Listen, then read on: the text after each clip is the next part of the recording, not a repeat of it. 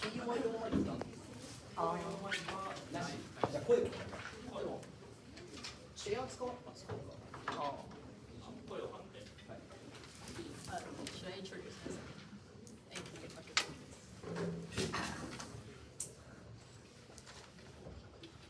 Hi, my name is Haruka.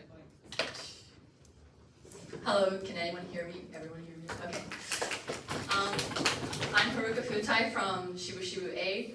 I will be doing the Prime Minister for this debate. You know, this entire round, the entire competition has been really fun today, so I'm really excited that I can start off this Kesho round.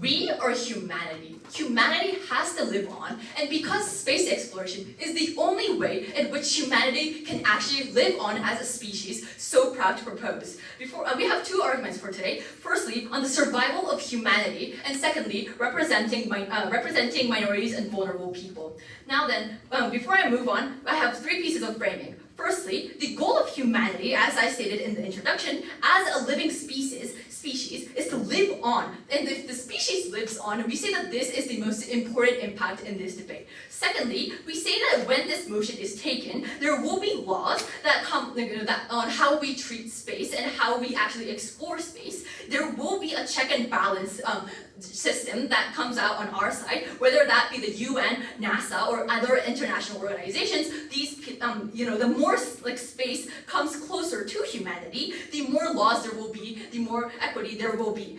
Take Luana Senpai of Shibu for example. They're actually studying, she's actually studying to become a lawyer to create laws for space. Things like that is already happening in the status quo, and we say that this will even further further on our side of the house. Thirdly, we say, what does this investing considerable amount look like? We say that first, it looks like education, putting emphasis on education, engineering, design training, and also equity, as I just said. We're putting money and investing into all these things. Now then, moving on to my point for today, which is survival of humanity. So the thesis of this argument is that when we study deep space and we can terraform other planets, we can save Earth, and even if we cannot save Earth, we have an alternative to move to another planet. So there are two problems in the status quo for Earth right now. First one is global warming. We see that this is pretty easy to understand, right? The carbon emissions are estimated to exist even after 1,000 years. Thousands of people are already dying. There is literally, we cannot stop global warming from happening. Yes, we might be able to mitigate some of the impacts, but this will still happen on both sides of the world, right? The impact of this is that there's economic loss, and there's big cities like Manhattan collapsing, and food production decreases by 36%. We say that this is already happening in the status quo. It's not happening in the future. What I just told you is already happening in the status quo. And we say that the opposition side has to prove why we can actually solve this without going to space on their side of the world. Second problem, we say there are outside space factors that is a threat to humanity, right? For example, studies say that the sun is coming closer, every single year towards the Earth, and even if this is a long-term thing, we say that this will happen no matter what, right? We also have unknown factors that we don't know even exist due to the lack of technology right now. This can look like space junk coming back to Earth, or this can look like aliens, right? And we don't know what's happening because we don't have the technology. No way to prevent this. Yes? Can you say for sure that by investing millions and billions of dollars into deep space, you can solve those kind of serious issues that you say is important? Yes, I will explain that later on in my speech. So either way, opposition side cannot change this future of that humanity will suffer from some outside factor no matter what. We cannot change it. This is an outside factor. Humanity can't do anything about this, right? So how can we solve this by taking this motion? We say that this happens on three folds. Well, and before I move on, I want to say that space is this studying of space, right? Why research of space is so important is that this connects to how Earth started. We say that Earth is part of space, therefore learning about space is also leads to learning about Earth, right? This example is the Big Bang. We learn how Earth was born. So With that in mind, we have 3 points of how we can actually save Earth, right? Firstly, we can learn and have an understanding of Earth. And for example, we're learning how like the chemicals started. We understand what's happening on Earth, and so by having an understanding of Earth, we say that it leads to more innovation of how Earth could. There's like innovation of like technologies that could be used or like could use to combat global warming, for example. And secondly, we say that space exploration also leads directly to technology that could solve global warming. For example, solar panels were invented because NASA wanted to go to space. They needed energy that can produce energy from the sun because that's the only power of energy in space. And look at solar panels now. It is being used worldwide as the main source of clean energy. And we say that these things will actually lead to saving Earth, right? Thirdly, then, we say that more scientists and explorers could come together, leading to more innovation. We basically it looks like scientists from all around the world trying to innovate because space, right now, space doesn't belong to a country. Humanity has to go to space together, and therefore countries like Russia and America could work together, and these scientists would try to make more innovations towards better futures. Yes? How can you say that those resources that come from space, for example, is accessible for a wide range of people? Yes, the thing is, the UN already has conversations. They're already holding conferences about space exploration. They're already ensuring that developing countries, even if they're not innovative right now, they actually talk about how they can widely spread the use of the use of resources on our side. And therefore, we say that because those conversations will also innovate on our side, we say that there will be that we can save the developing countries as well. So the impact of this, we say that it is on two folds. Firstly, we can save Earth through innovation. This is really easy, right? I explained to you how innovation actually will occur on our side, and we say that these are innovations that opposition side cannot achieve because these innovations only come from space exploration and space exploration only. And because we are investing so much, a considerable amount, we say that this will 100% happen.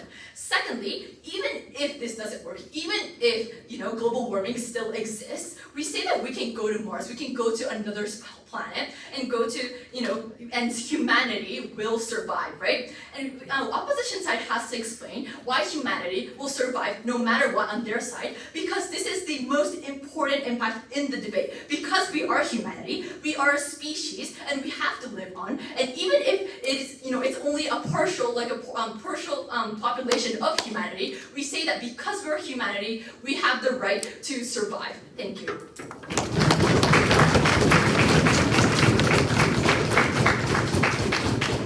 Thank you very much. Next, we like to call out on the opposition. Please give a speech and open the case within 7 minutes here.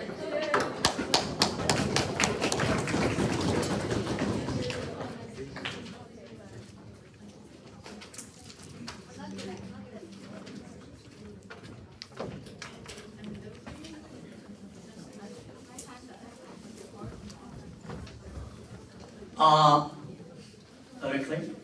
Thank you.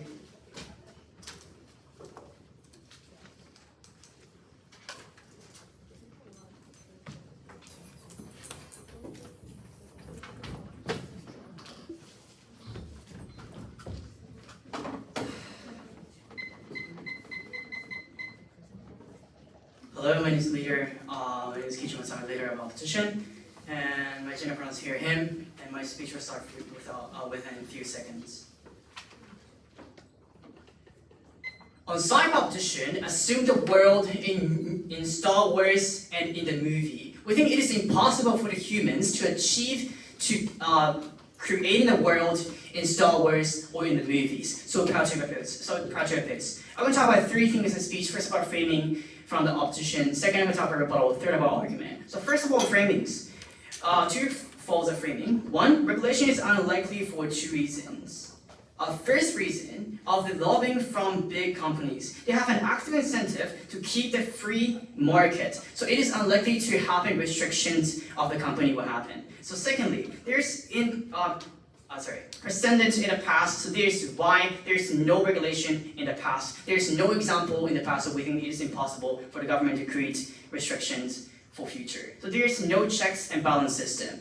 So let me talk about rebuttals then. They mainly argue that it is possible for saving Earth in the future. But one, it is those threats will be able to postpone the future. For example, sun will close to Earth. It is so not realistic in the first place. And they argue that solving global warming is really important. Of course, we know that solving environmental problems is really important. But we want to propose that rather than spending a lot of money to the Earth, we think those money will be spent on the certain certain proposals. For example, like spending more money to improve their technique of solving environmental problems, for example. Let me talk about our argument then. All rebuttals will be incorporated in our argument. So let me talk about, we have two arguments right now. First, spend less resources to tackle against other problems. And second argument would be why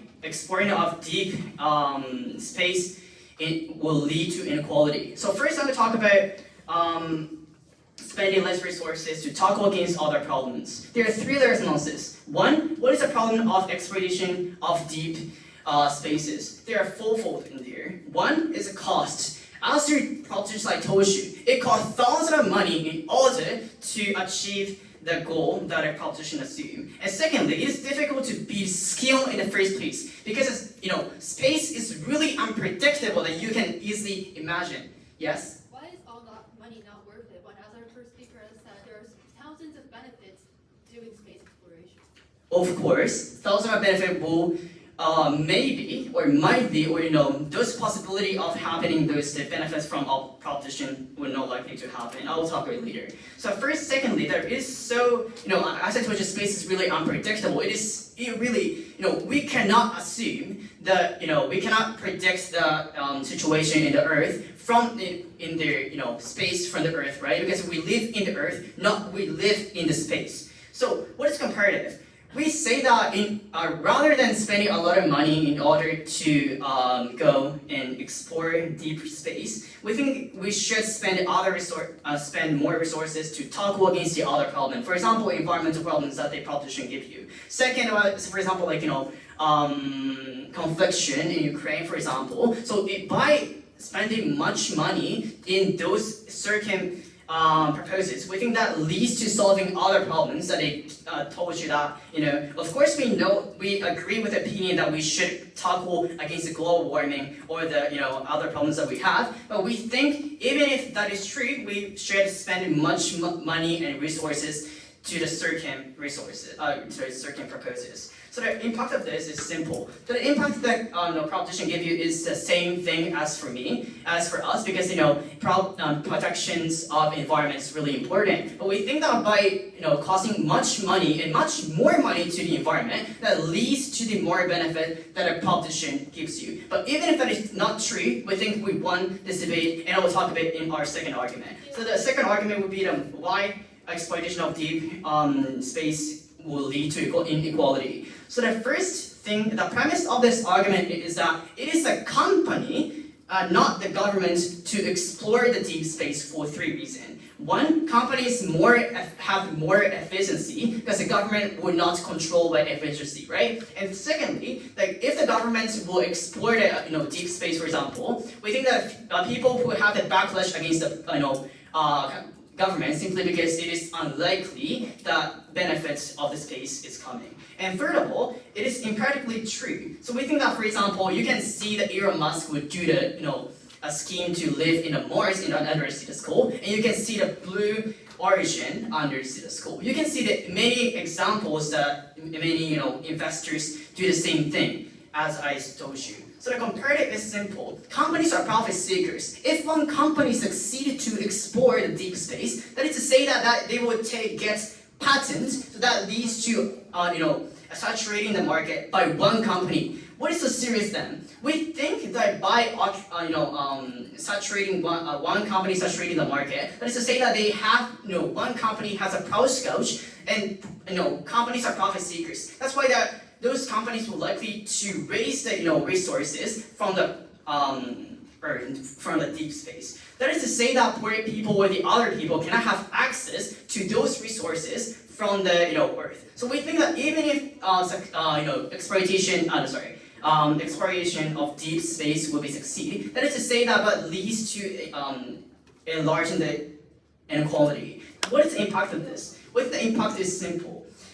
By introducing this motion, we think that like those poor people or the other people can have access to these resources from the Earth and from the deep space. That is to say that rich people will be able to have access to those resources, however, and one company will be saturated markets, and that leads to the inequality. Last thing, I engage to the propositions I told you that UN will prevent from happening. But one, UN has already considered before we succeed in exploration of deep space, right? We do not succeed in exploration of deep space right now, so they conceded. They decided not to share and not to occupy the market, right? We cannot expect that what will happen after we succeed in exploration of deep space. For all those reasons, we're so proud to oppose.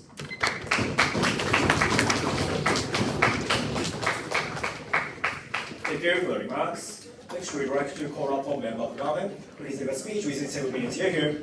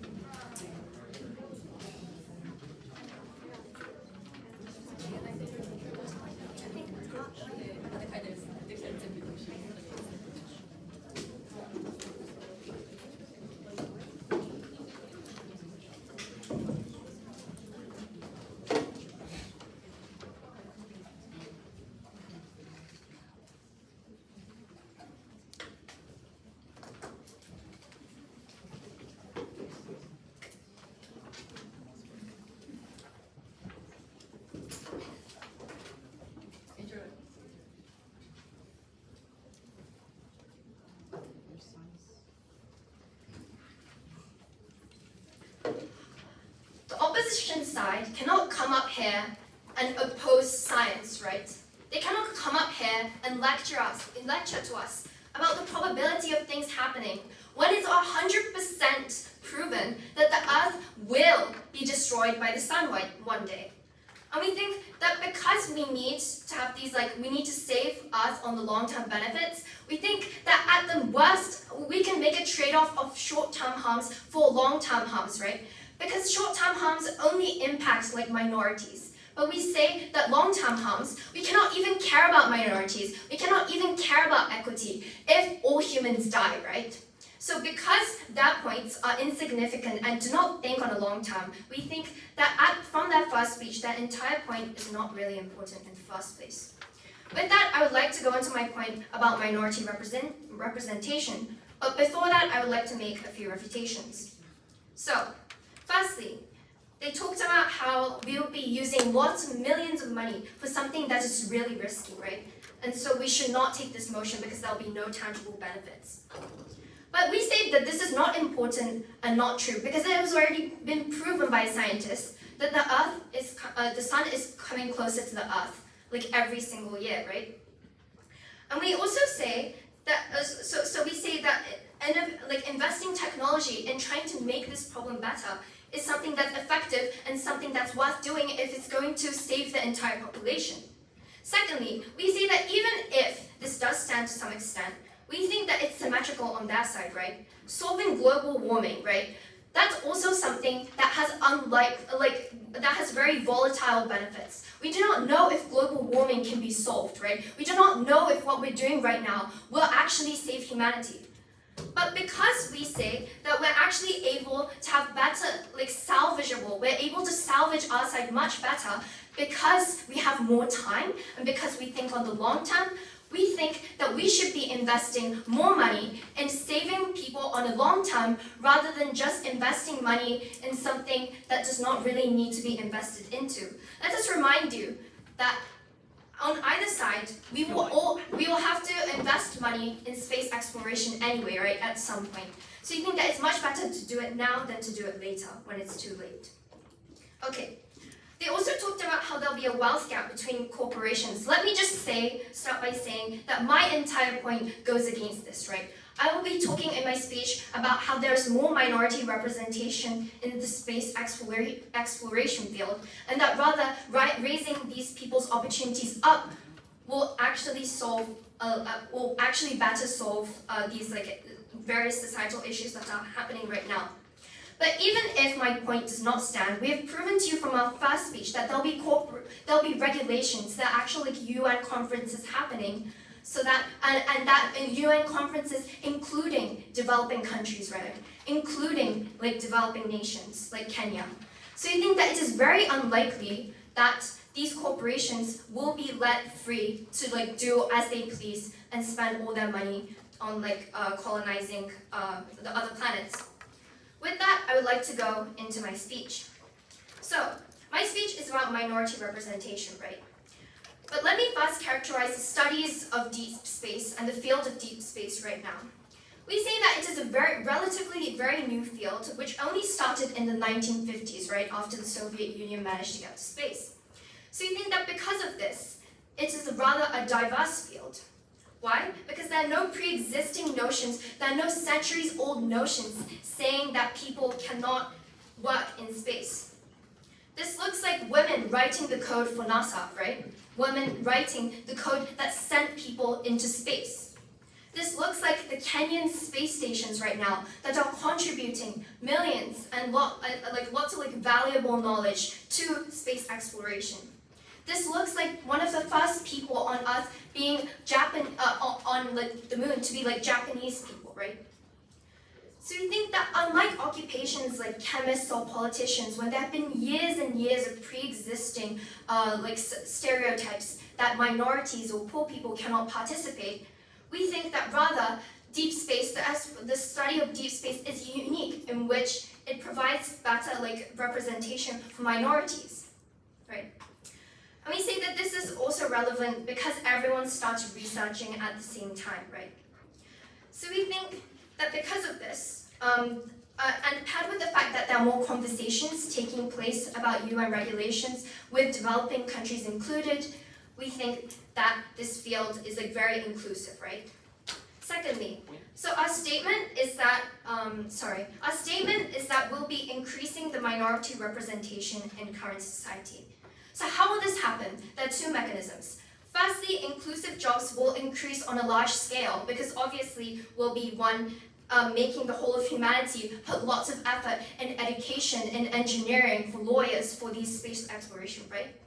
And because of this, we see that too, the inclusive jobs will also increase in developing countries and minority communities because they all start at the same line and there's already a history of representation in that field.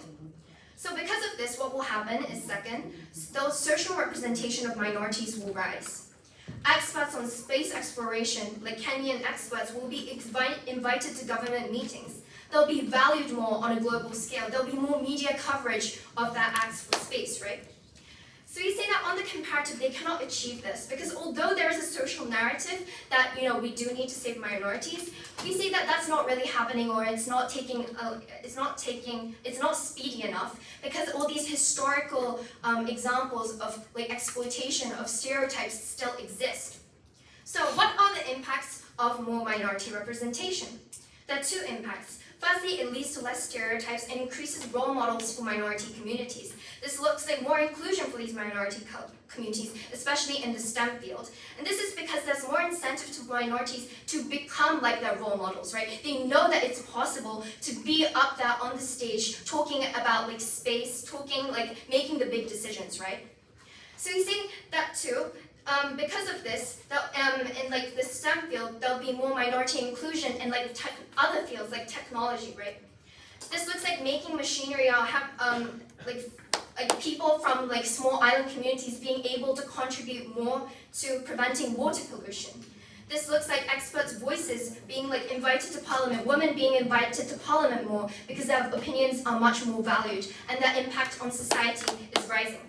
So because we're able to create current solutions to current society, to current problems, as well as long-term problems, we are so proud to propose. Thank you.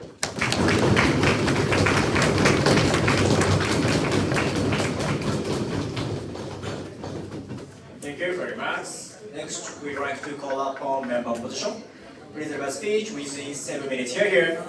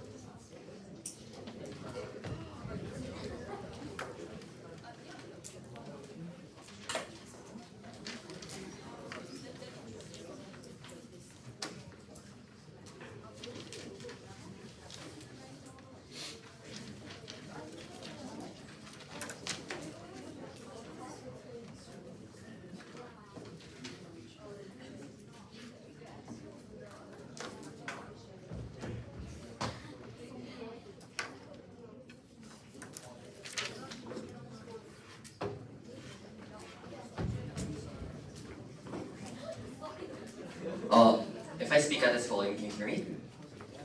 Okay.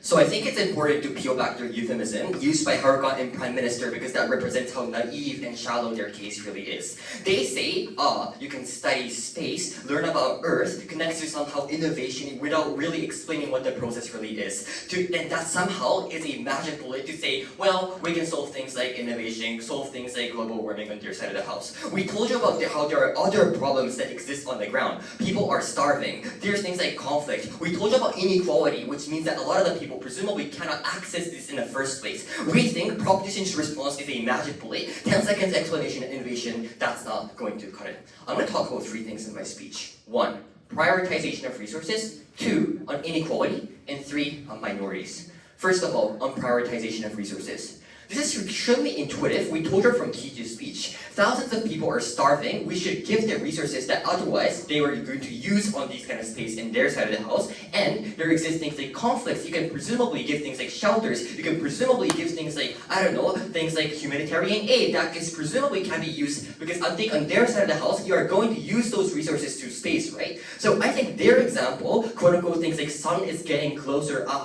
this is really long term and this example is really unstrategic for them. Given that, what is the weighing here? 3 pieces of weighing. 1, every single impact and comparative that they draw in their side of the house is incredibly speculative. Because I think we really don't know what's going to happen 1,000 years later down the line. But second of all, I would argue that you have more obligation to the current population. So humanity has a moral obligation to the humanity that is living at the same period amount of time. This is because of proximity. As a Japanese government, I think Japanese government have a moral obligation to care about the Japanese people. So therefore, I think they have the right to decide whether or not you should accept refugees. Parents have the moral obligation to their children because they think they are much more proximate. So I think the future generation, they're so they're super long-term argument, right? So I think they're principally not important in the first place. Third of all, I think I would argue that future generations will always be better off on the terms of life because I think there are, as they say, technology, and I think there's more precedents of the past, more history. So what this means is future generations are much less vulnerable when compared to the current generation, and therefore on vulnerability, we think the current generation are the ones that we must prioritize in this debate. Given that, even if their argumentation is true, we have proven to you their argument is not important compared to our first argument. It is already too late for reply to come up here and say about how this is more important. Given that, have second class as to why inequality is going to worsen on their side of the house. What we told you from teacher was extremely simple. 1. Private enterprises takes over governmental institutions like NASA. Note that every single example used by their side was things like governmental institutions like NASA, right? 3 things. 1, because I think corporations are much more efficient. But secondly, I think governments receive backlash when they put too much investment into space because their return of investment is really low. But third of all, I think this is empirically true. People like, SpaceX or things like Blue Origin is all the enterprises that is entering the market in the past few decades, and I think they are all private enterprises. Given that, corporations are profit seekers, and I think they patent those technologies, and they have the first mover advantage, and they have the incentive to maximize the profit, so they have an incentive to dictate the profits that they make on their side of the house. And I would argue that this industry there's a high opt-in cost, which means that there's less competition on their side of the house. So the conclusion here is that this market presumably looks like monopoly, but even if this is an oligopoly, they can create cartels, which creates this price gouging incentive so that they can make more money.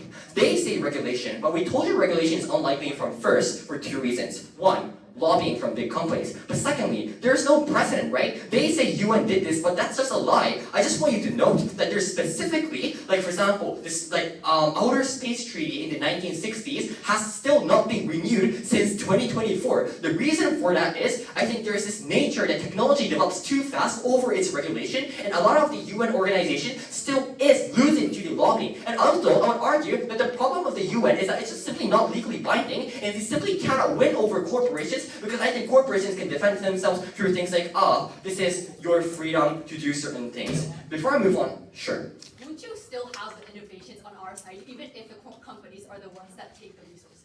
Yes, the reason why inequality is extremely serious is, even if we take their argumentation at their best and say, well, space may give you some benefit, if this was unequal, and if this was developed in a way that only the rich individuals can access, presumably, most of the individuals that are middle class or poor cannot access those resources on their side of the house. Zero response from their side of the house. So, I would argue that they simply cannot snap their fingers and say that space in and of itself is a good thing. So, directly contesting with their mechanisms then, they say studying of space is merely studying about Earth and things like that. 2 responses. 1. Obviously, if you just want to learn about Earth, you can do that on our side of the house as well, within Earth anyway, i.e. things like geography. But secondly, we still have space exploration to an extent. You can probably do things like observe space, make things like thesis, or suppose things like Big Bang, as they say. So the distinction here that they need to defend is actively going to deep space. Look at your phones. The examples on the info slide is colonizing, finding aliens. It's really unclear what the correlation between understanding Big Bang and doing things like that is. So I think on our side of the house, the vast majority of benefit can be accrued not by going into deep space, not by actively colonizing Mars. It's really unclear what the extent of the impact really is. What did we prove to you? 1, we co-opted every single benefit. But secondly, we just literally told you why even if you can get benefit, minorities or the most vulnerable wouldn't access it anyway. But third of all, we argued that for long-term impacts don't matter in this debate, insofar as the short-term impact should be prioritized. We take this debate. Finally then, I just don't know why this was important in the first place, but let me respond to their claim on minorities. 3 responses. 1,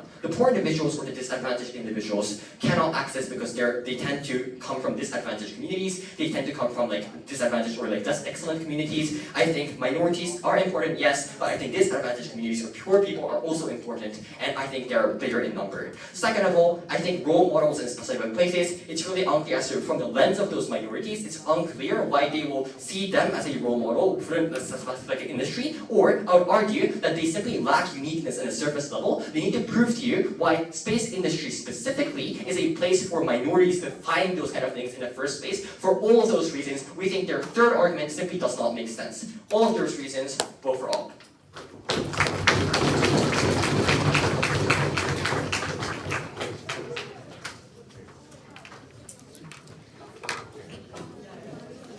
Thank you very much. Next, we'd like to call up our request speaker from the position bench. Please deliver speech within 4 minutes here.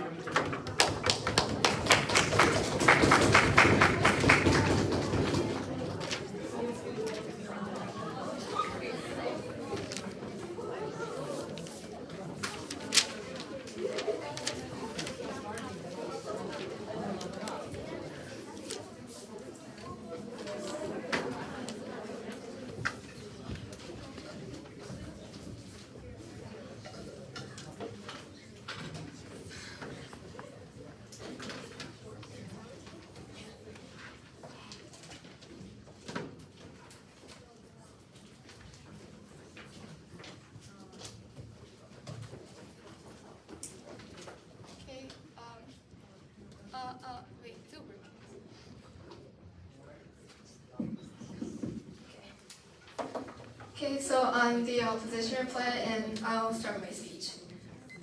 The government has completely failed to understand that we have lives to save in the short term, that we have lives to save, that they need immediate help, and since they ignore that, we say with one debate.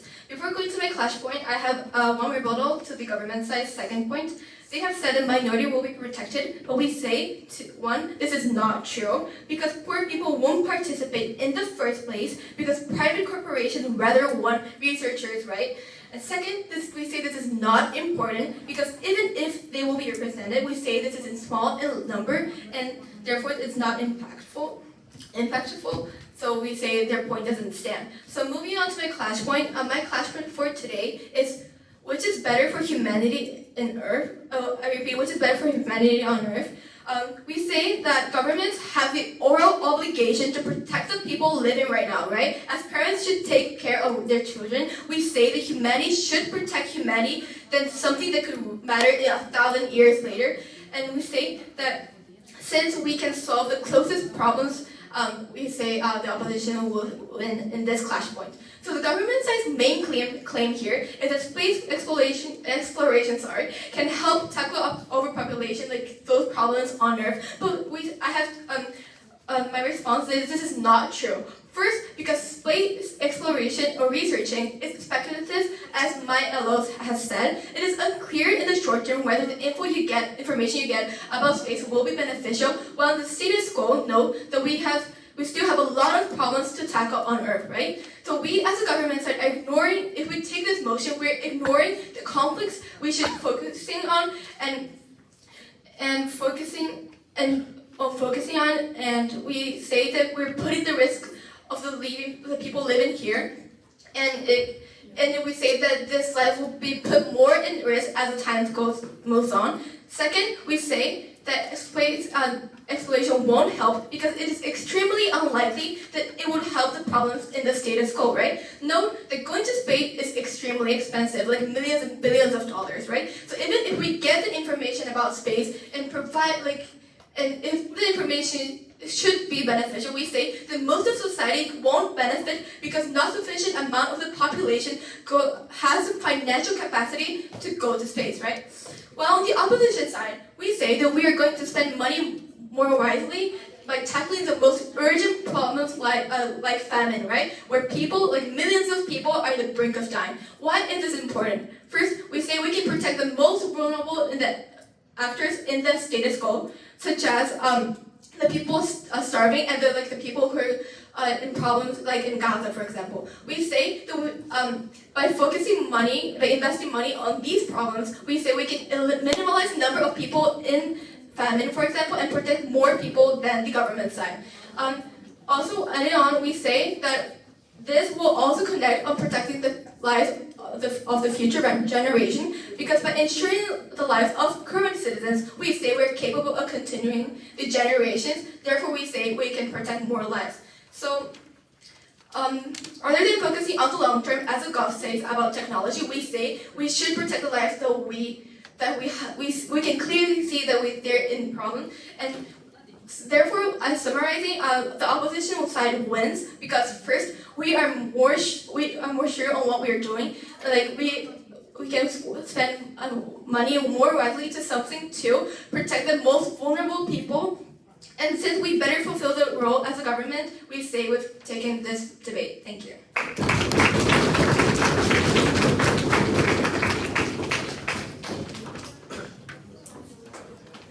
Thank you very much. Lastly, finally, I'm going to call up a request speaker from the comment bench. Please deliver a speech and summarize this debate within 4 minutes. Here.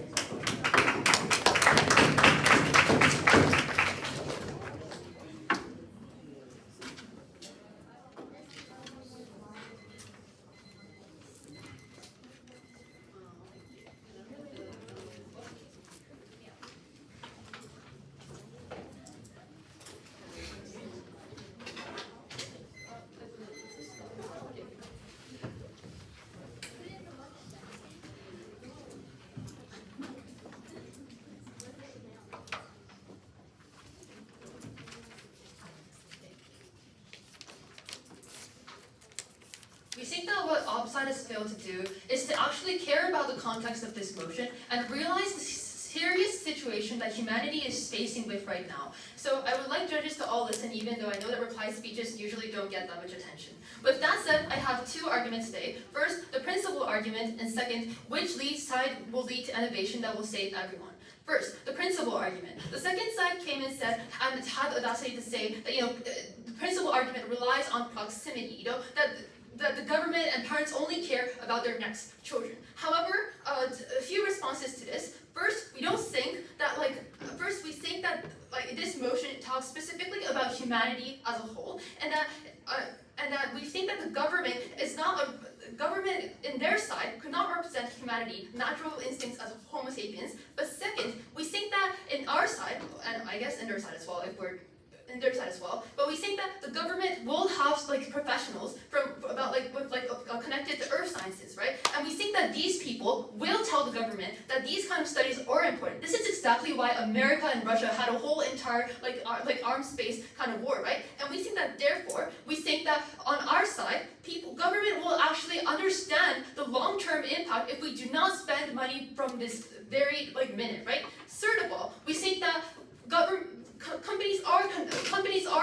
government is a huge actor. Why? Because usually the government does give a lot of funding to NASA, for example, in America, right? And for example, Japan is literally, the government is trying to give a lot of money to startup companies that are trying to get innovation for space. So therefore, we don't think this is true. With that said, the principal argument is not true and not important either way.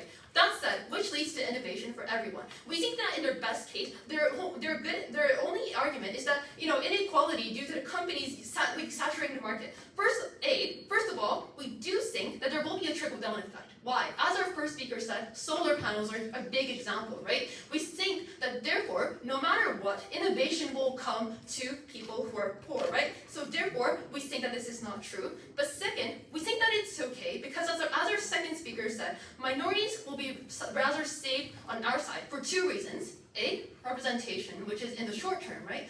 For example, I was really impacted by amazing female astronauts who managed to go to space, who managed to make a lot of huge accomplishments. And I felt represented, and a lot of people were able to get jobs. But in the long term, we think that as we have been saying, it is a true fact that global warming is severe, and we think that we will be able to save both Earth's we will be able to mitigate the global warming impacts on Earth, and also in the long term, we will be able to save thousands of people when things get bad. Therefore, we think that we will be able to save both minorities and the majorities in current status quo. But with that said, why is why is in our worst case still good? Because we think that even if, first of all, we concede and say, oh, it doesn't go well, we still think that there will always be innovation. We've already told you that so many things have been impacted due to space exploration, and we've been getting those benefits every day.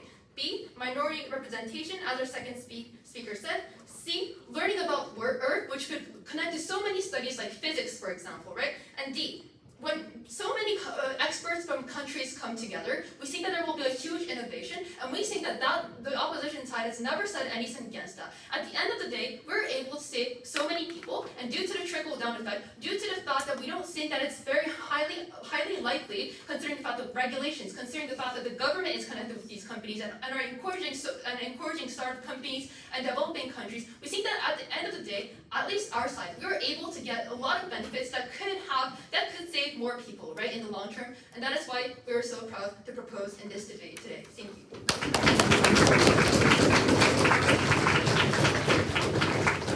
Thank you for your remarks. That speech is over. Thank you for your very nice cooperation.